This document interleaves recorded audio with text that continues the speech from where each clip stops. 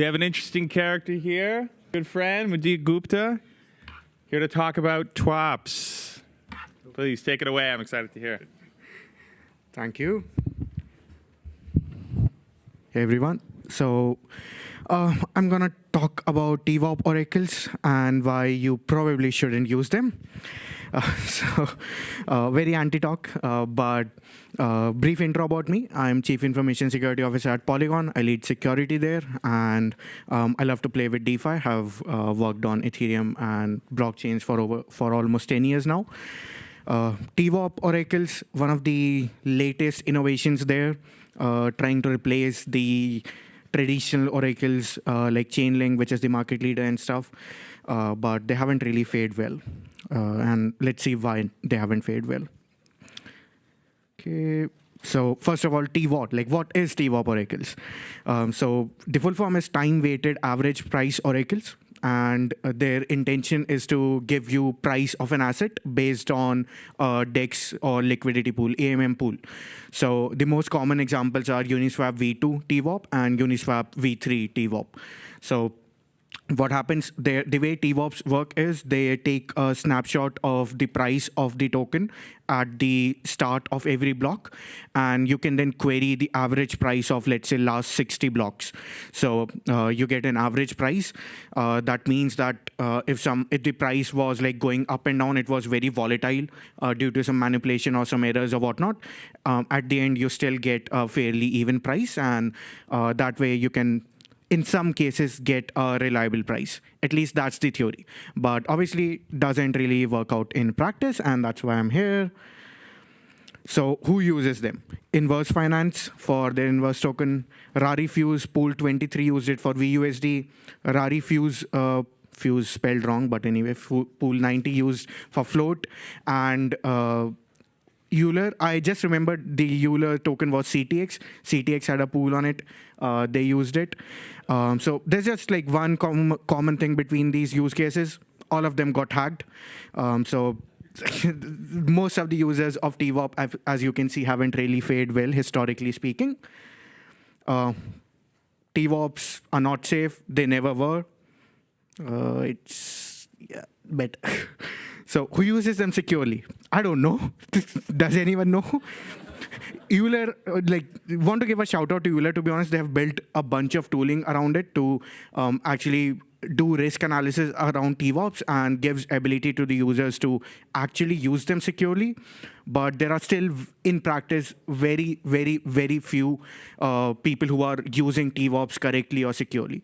Most of them have either been hacked already or are vulnerable to multiple attacks, some of them which I'll talk about.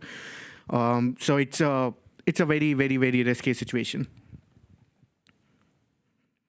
So first of all, let's talk about how they are manipulated, basically. So we'll take a step back and see how pricing in Uniswap works or AMM works. I have three constants here: the Uniswap invariant constant price, which is a straight line, and a stable swap invariant. I only needed the Uniswap invariant, but this was the first image on Google, so let's use this. So the Uniswap invariant is based on XY equal to K curve, which means that the price or the curve moves up and down as you buy or sell an asset. If you keep buying an asset, its price keeps going up. If you keep selling an asset, the price keeps going down. So how do you manipulate the price? You just buy a bunch of ETH, for example, on ETH USDC pool, the price of ETH will shoot up. If you sell a bunch of ETH into ETH USDC pool, price of ETH will go down. You can then do the reverse trade later, and that will bring the price back to normal. So you can, first of all, let's say you buy a lot of ETH initially. So the price of ETH goes up. You also paid a lot of money to buy this ETH. So you currently have impermanent loss, but the pool is manipulated. And then you do your attacks or whatever you want.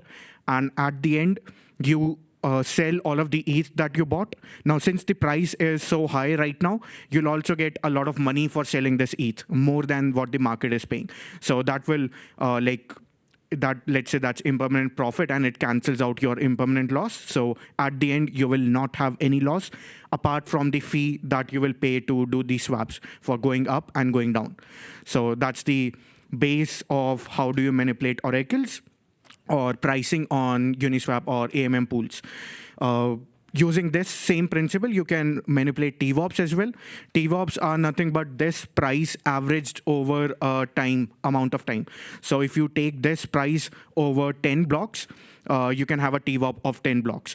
The reason we do it, we have TWAPs and we just don't use spot price, is flash loans and sandwich attacks and stuff like that. So if you don't use a TWAP at all, then you are directly vulnerable to flash loan attacks, where someone takes a big loan, does the manipulation, then does the transaction which like exploits the protocol. Like if you take a flash loan, buy a lot of ETH, now ETH price is very high. Now you go to Aave, you deposit the ETH into Aave. Aave sees that, oh, ETH was supposed to be $1,500 in reality, but Aave queries this. Aave sees the price is $1 million. It allows you to borrow assets worth of like 700K based on 1 million collateral, and you just walk away with that 700K. The ETH you deposited actually was just 1.5 million. So this is a theoretical attack vector against spot price oracles. To prevent this, we added TWAP, that you can't just use the spot price of one block. You need to wait for, let's say, 10 blocks to actually get the price. And it is hard to manipulate a pool for 10 blocks because it creates an arbitrage. If you put the price up, then there is incentive for someone to sell ETH and bring the price down. The pool will be buying ETH for $1 million if you brought the price up to 1 million. So it's expensive, or it was supposed to be expensive to maintain this in like the price up. So this is the argument: cost to maintain imbalance is high, but in reality it's not. And there are two reasons. One is people forget about 51% attack. So people talk about how you can sell the ETH for 1 million. So there is an arbitrary opportunity that is worth $1 million. But the thing is, you can do selfish mining and a 51% attack and just not let anyone take the arbitrage. 51% attack costs just $15,000 on Ethereum right now. It's actually probably even lower since the price has gone down in the recent times. People, like all of the Ethereum people, wanted to cut down mining rewards. We started with like 10 ETH. Now we are at 2 ETH, if I remember correctly. And as you cut down mining reward, you also cut down the cost for a 51% attack. At this point, like NVIDIA itself has enough hashing power to pull off a 51% attack on Ethereum. That's how decentralized we are. But keeping that aside, there is just one thing to add here. Obviously, if you are doing a 51% attack, it is probably illegal. I'm not a lawyer, but probably is. And it requires social consensus, because I don't think any hacker has enough hash power in their basement. They will have to collaborate with a bunch of different companies to pull this off. So there is protection in a social sense, but in economic sense, there is no protection. It just saves you from $15,000. So if you are building a decentralized oracle using TWAPs and you are depending on social consensus, then might as well just use Chainlink, which depends on social consensus anyway. So it defeats the purpose if you have to depend on social aspects, not economic aspects.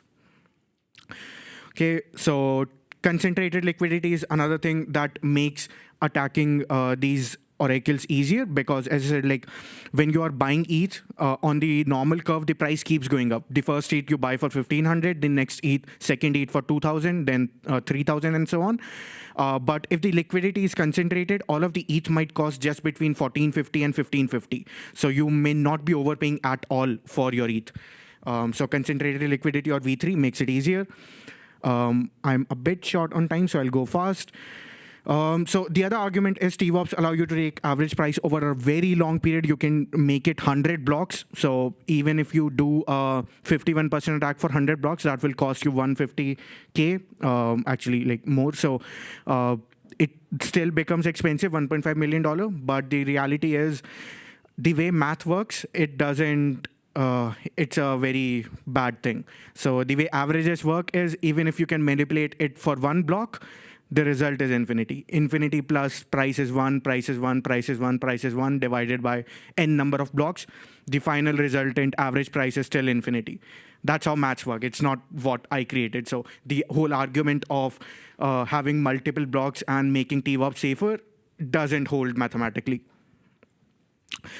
So I was saying, as I said, like you will have to pay fee for going up and down. Guess what made it easier or cost lower? 0.01% fee from Uniswap pools. And now most of the pools that have volume on Uniswap use this 0.01% fee. And guess what? It makes TWAP attacks even more cheaper. Another argument is if there is high liquidity, it will take more, it will cost more to do the attack, because even 0.01 of a high number is a high number. But what if the liquidity was just provided by the attacker himself? Like what if they withdraw it first and then do the attack?